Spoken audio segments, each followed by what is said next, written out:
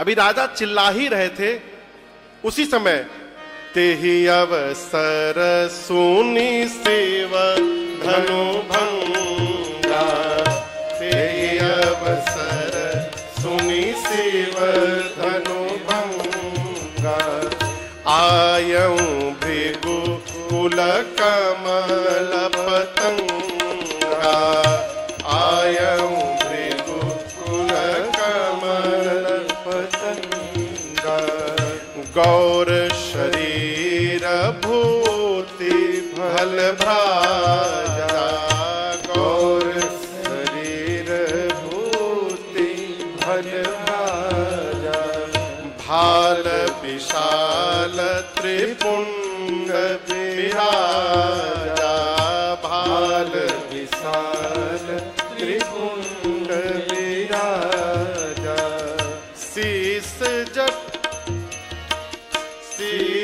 जटा शशि बदन सुहावा, शीस जटा शशि बदन सुहावा, ऋषभ कछु करुण होइयावा, ऋषभ कछु करुण होइयावा, भृकुटी कुटिल नयन रिसराधे, भृकुटी कुटिल नयन रिसराधे, और सहज हो चितवत मन हो रिसाते, सहज हो चितवत मन हो रिसाते, सहज हो चितवत मन हो रिसाते, सहज हो चितवत मन हो रिसाते। तेहि अवसर, तेहि अवसर मतलब उसी समय सुनी, सुनकर क्या, शिव धनु भंगा, शिव जी के धनुष के टूटने की टंकार सुनकर श्री परशुराम जी पहुंच गए वहां पर। स्वरूप का वर्णन गोस्वामी जी कहते, गौर शरीर भूति भल भ्राजा, गोरा शरीर है, पूरे शरीर पर भस्म का लेपन किया गया है, भाल विशाल है, भाल मतलब ललाट, ललाट कैसा है, विशाल बड़ा, और उस ललाट पर त्रिपुंड शोभायमान है, भाल विशाल त्रिपुंड विराजा। भाल जितना बड़ा है वो उतना सौभाग्यशाली जीव है। भाल यदि विशाल है तो दिखाई पड़ना चाहिए, ऐसा बाल न बना ले कि वो छिप जाए। अब भाल विशाल, बाल उड़ने के पहले, अब पंडित जी का देखिए ना कितना विशाल भाल है, हमारे पंडित जी का इधर इधर देखिए, यहां से लेके यहां तक भाले भाल है पूरा, लेकिन ये वाला नहीं, बाल रहने के बाद यदि बड़ा है तो वो दिखाई पड़ना चाहिए, सौभाग्य का ये प्रतीक है। विशाल ललाट पर श्री परशुराम जी के त्रिपुंड शोभायमान है, वक्षस्थल पर यज्ञोपवीत सुशोभित है, कमर में मृगचर्म बंधा हुआ है, कंधे पर धनुष है, कमर में फरसा लगा है, प्रेम से भी देख रहे हैं तो लगता है खा जाएंगे। क्रोध के कारण मुख लाल हो गया है परशुराम जी का। परशुराम जी क्यों क्रोधित हो गए, क्यों धनुष टूटने से उनको क्या दिक्कत है? हाँ,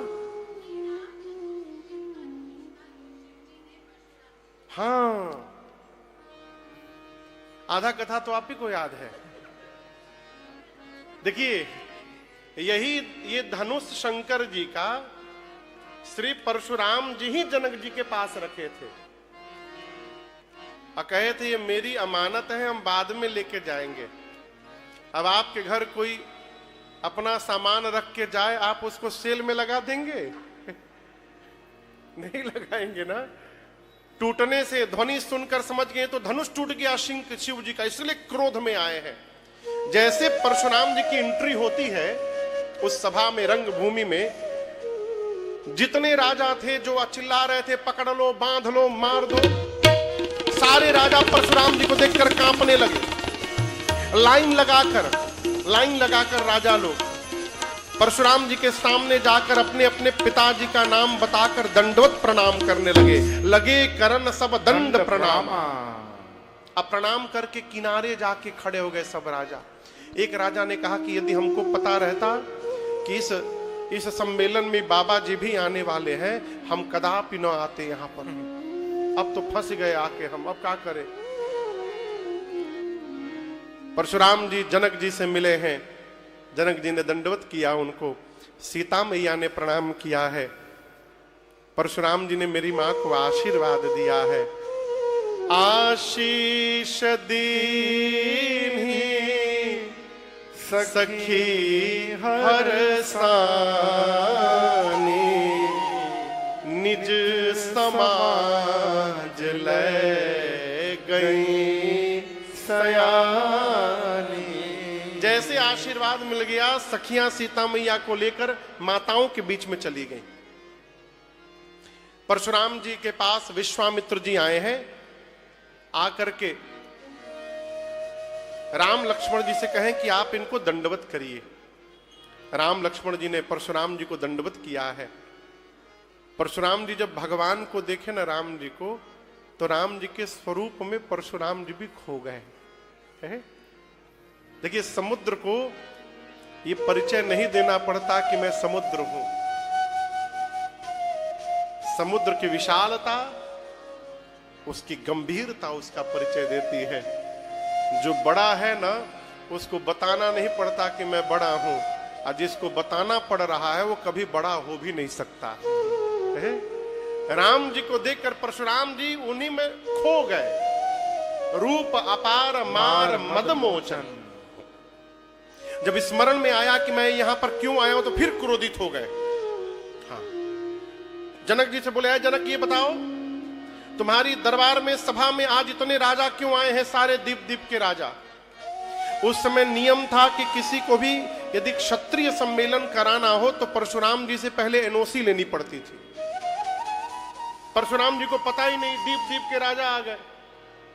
पूछे इतने राजा क्यों आए हैं, कहु काह अति भीर, पूछत जान अजान जिमि, व्यापे कोप शरीर। सब जान रहे हैं लेकिन अनजान बन के पूछ रहे हैं इतनी भीड़ क्यों है। आइए आइए प्रभु, संत भगवान की जय। प्रभु आइए आइए, विराजे विराजे प्रभु, जय जय जय जय। उधर बैठ जाइए प्रभु, चाहे इधर बैठ जाइए, इधर बैठ जाइए, आ जाइए इधर आइए। जय जय जय जय।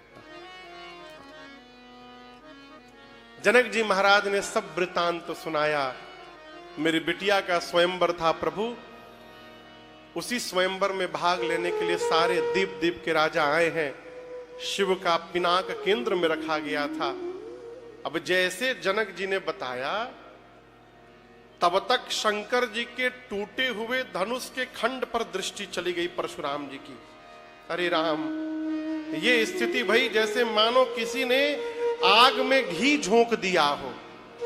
पूरा शरीर क्रोध में कांपने लगा परशुराम जी का। बोले, ऐ जड़जनक, जिसने भी भगवान शंकर के पिनाक को तोड़ा है उसको निकाल करके बाहर करो, नहीं तो जहां तक तुम्हारी राजसत्ता आती है वहां तक की धरती संकल्प करके पलट दूंगा, तुम्हारी पूरी सत्ता समाप्त कर दूंगा, निकाल करके बाहर करो। जनक जी महाराज थर थर कांपने लगे। सीता मैया, सुनैना मैया सब डर गई। ब्रह्मा जी ने बनी हुई बात आज बिगाड़ दी। जिन जिन राजाओं से धनुष हिला नहीं था,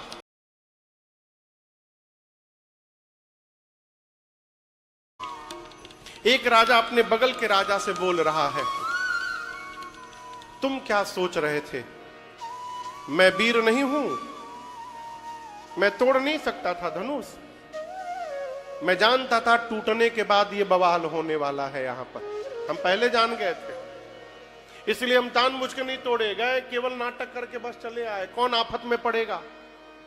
अब मन ही मन अपने भगवान से बोल रहे हैं, जय हो प्रभु, बचा लिया हमको, हमसे नहीं तोड़वाया आपने, आपकी लीला अपरंपार नाथ। यदि हमसे टूट गया होता तो आज बाबा जी हमको तोड़ देते।